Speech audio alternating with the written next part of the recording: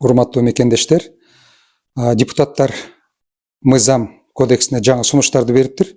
Мен ошол жаңы сунуштар боюнча өзүмдүн пикиримди айтып коеюн деп чечтим. Мурда шайлоолор республикалык деңгээлде республика бир округ болуп, анан жергиликтүү дагы деңгээлде бир мандаттуу округтан шайланып келген депутаттар бар болчу. Мамлекеттик деңгээлде дагы, жергиликтүү деңгээлде дагы депутаттар келчү. Азыркы берип аткан сунуш негизинен мамлекет бир округ болбой, мамлекетти 30 округка бөлүп, ошол 30 округтан жергиликтүү деңгээлде депутаттар шайлана турган механизм түзүлүп атат. Мен бул жаңы мыйзамдын бир маанилүү тобокелчилигин айтып коеюн деп чечтим. Эгерде биз 30 округка бөлүп, ошол жергиликтүү деңгээл менен депутаттарды шайлай турган болсок, анда бизде бир кыйынчылык, саясий тобокелчилик бар.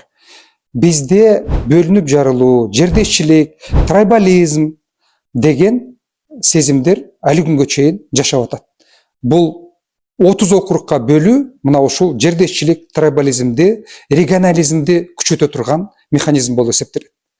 Экинчиси, депутаттар, жергиликтүү деңгээлде шайланып келе турган депутаттар, алар жергиликтүү гана маселени, суу маселесин, жер маселесин, жол маселесин, ошол округтун гана маселесин көтөрүүгө кызыктар болуп калат дагы, жогорку деңгээлдеги мамлекеттик маселелерге кызыкчылыгы жок болуп калат. Бул көз караш, бул механизм бизди мамлекет улут катарында бир топ жыл артка тартып коет деген көз карашым бар.